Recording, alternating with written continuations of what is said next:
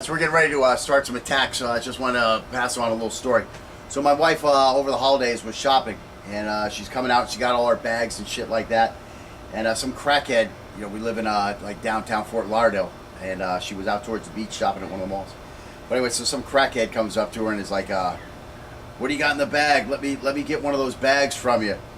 And so my wife, of course, carries a knife with her. So she pops open her knife, and you know, in her Filipino way, starts, you know, "You want my bag, mother? You want my bag? Come get my bag." And so she got the knife out, and she starts heading towards the guy because she's freaking crazy. And the guy starts backing away, and now there's some people looking over because she's yelling at him, you know, "You want my bag? Come get my bag." And the guy's backing away, and then she actually starts chasing the guy with the knife, and he goes running away. And everybody, like in eye shot, is like clapping and laughing and stuff like that. My wife is, you know, "I would have killed him. I kill him. If he come back, I kill him. I kill his friends." So she's all going crazy. She's telling me. So, anyways, you know, that's all it takes. A lot of times is, you know, that threat display and a look on your face that you're serious will get rid of most of these potential threats. So, anyways, I don't advise that she does something like that, but you know, I'm not really gonna give her advice that she's gonna follow. I mean, I taught her how to fight with a knife, but you know, as far as her disposition, avoidance and her awareness type skills, you know, are well honed, let's just say. And she's fearless, man. She's fearless. If that was, you know, I don't know if it was Steven Seagal, she probably still would have gone at him with the knife. If it was Brock Lesnar, she still would have got him with the knife. You know, of course, if it was Steven Seagal, she probably would have asked for his autograph too, but she still would have had the knife on him. So, anyway, just a little story for you. All right, so let's see. So we're going to get on to a attack against this armed assailant, and we'll show you some of these examples.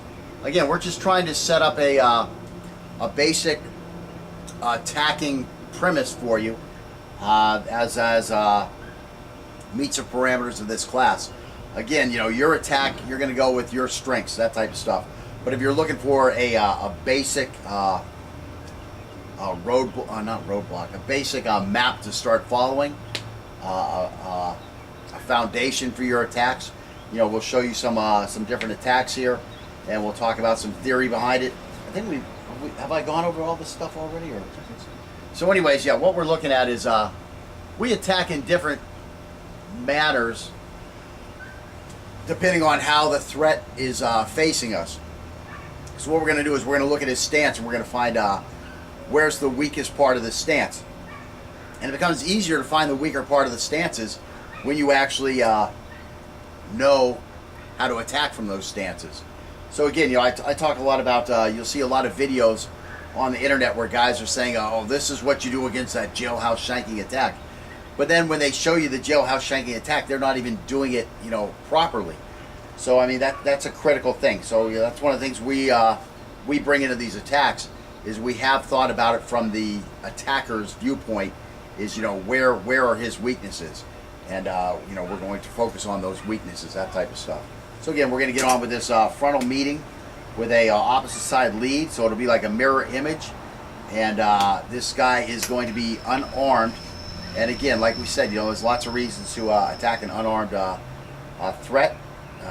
If he's threatening you and you feel that if you don't pull this knife out and defend yourself, that he can kill you or cause serious bodily injury, you know, then you're completely justified in pulling that knife out and going to work on this guy. So we'll show you how we would advise you start off going to work on this guy. And again, you know, stick to your strengths. Okay, so we're going to attack an unarmed threat with our knife. And again, this attack is going to follow the same basic floor plan, let's say, as our Zone 1 defense was. So it'll make it pretty easy. Okay, so give me a lead here. Okay, so this guy's talking, and he's probably getting ready to set up a punch to cold cock me. You can see he's already bladed at me. You know, his hands are here. He's already made his intentions. He's verbalized his intentions already. And so, you know, I have to defend myself here. You know, maybe I'm in a boxed-in area where I can't get away from this guy. You know, I've already made my knife ready. I have my knife out, and so I'm going to attack him from here. So again, you know, no matter how close I am, really doesn't matter. The first thing I got to do is I got to get something up in his face. I want his attention right here because I'm going this way. Again, same thing we did with that zone 1. We came over here. We're going to do almost the exact same thing, except for we're going to get our hands up, and we're just going to stick our knife out at him and cut down as low as we can. Okay? We want to cut anything in our path. Now this would be kind of a pressure cut, let's say, because it's not a standard hack, but I'm just trying to get my knife up in his face. I want him to try to defend this. I want his attention here. And again, I'm just ripping this down. This is what I call a full body cut. So I'm trying to get anything I can, and I'm not really worried about getting anything specific. I want his attention here because this is not where I'm going to stay. So again, here we are. We're talking, and he's maybe got his hands up or not. And all of a sudden, here I come right at him. This knife has touched his ear. I've come down. I've just cut his arm. I've cut his leg. I've gotten everything I could. And now I'm going to start with my, I'm going to hook his neck here, and I'm going to have an attack here.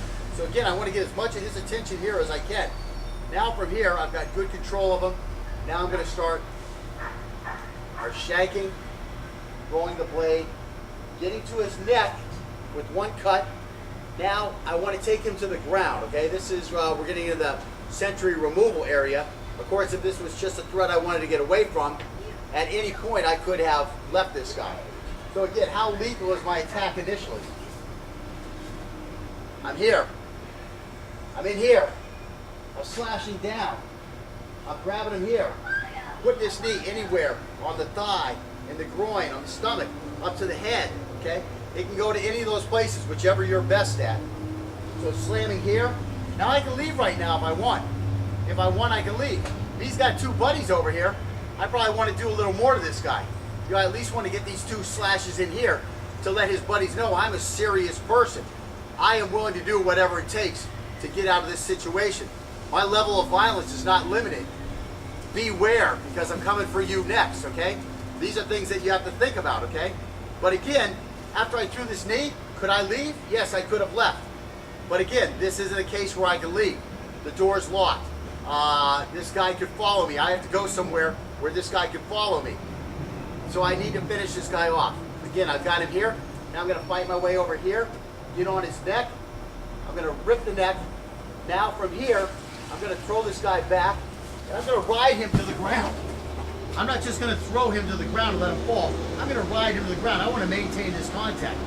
Now he's gurgling. Maybe he's going to yell, something like that. I'm going to take this knife and stuff it right up in the base of his skull. Start twisting it around while it's in there. Pull it out. Okay, if he's got a hand there, I can go for the side of his neck. I can go for his throat, you know, whatever I want.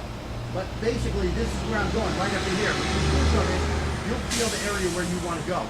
And you just want to keep going until you get in there as deep as you can. And you want to keep moving that blade around, C-cutting it, until you're all set. And now we can get up off of this guy, make sure everything's clear, and we can get where we have to go. Okay, so come back up.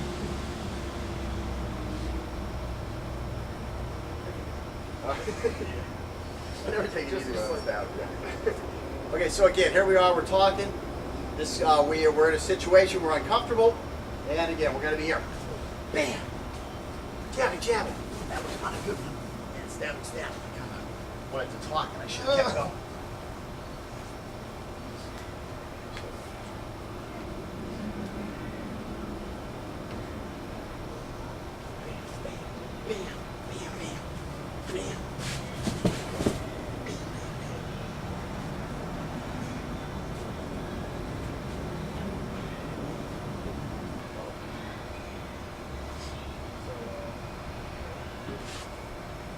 Now when you put that on me, put it on my face.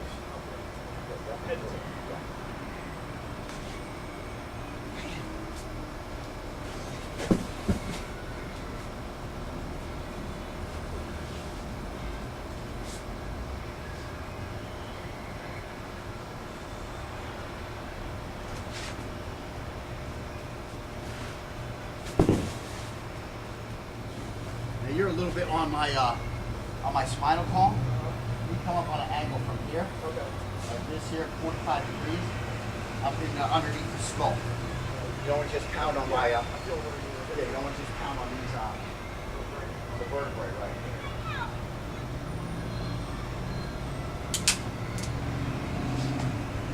I'm gonna fuck you up, man.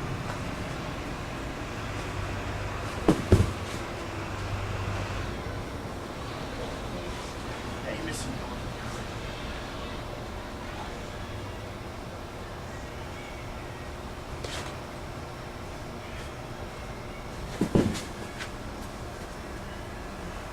Now you're winding up on your, I don't know if you realize you're not here. Let me see it.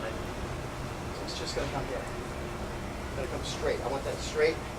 You're kind of coming like this. Just want this straight here. Covering here. Boom. Bam. Bam. Okay. So think of it as like 1, 2, and this hand's gonna scoop it up here. And then 3, and then 4, 5, and then go for it 6.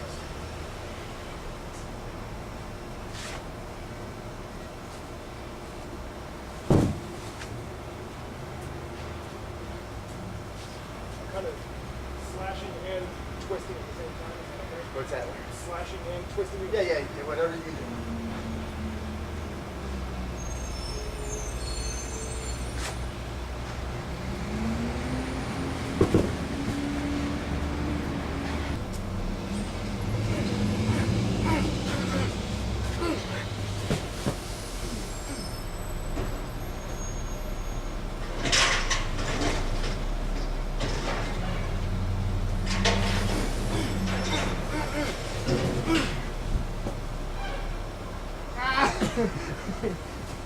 Crazy asshole. Like Hannibal.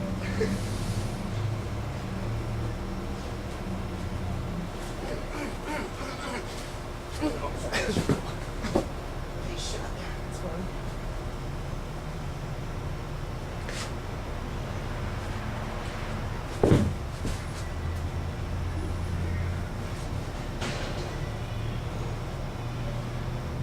Now when you come here like this, you slash this one. Once this one starts going down, keep this one up. Trying to accelerate a little bit. I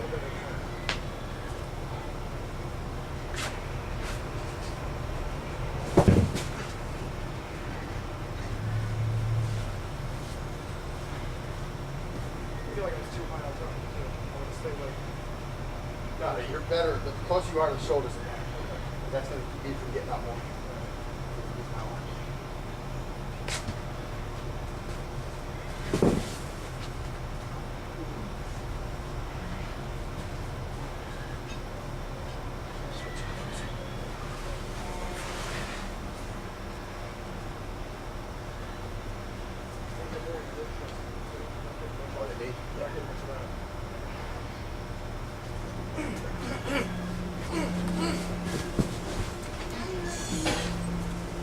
Where's Mommy? Where's my mom? Keep going with your side.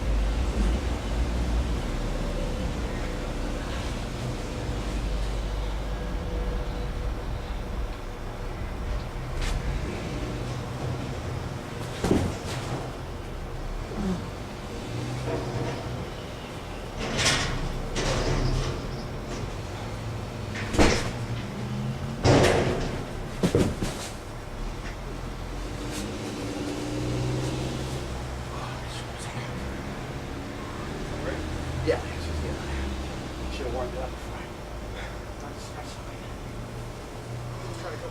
aggressiveness. Yeah, I'm not gonna do it. I was just checking it out. Is that?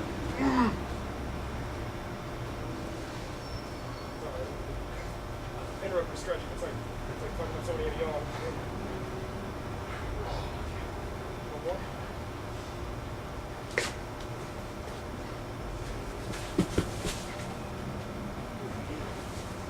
All right, so again, if you have any problems with that thing, this guy is fighting back. Just keep fighting towards the rear of him. Keep working that angle 3 thrust into his kidneys. If he's able to stand up again, just start over again. Coming that way and working it that way. Try to get that knee into him to limit his mobility and to where you can get around.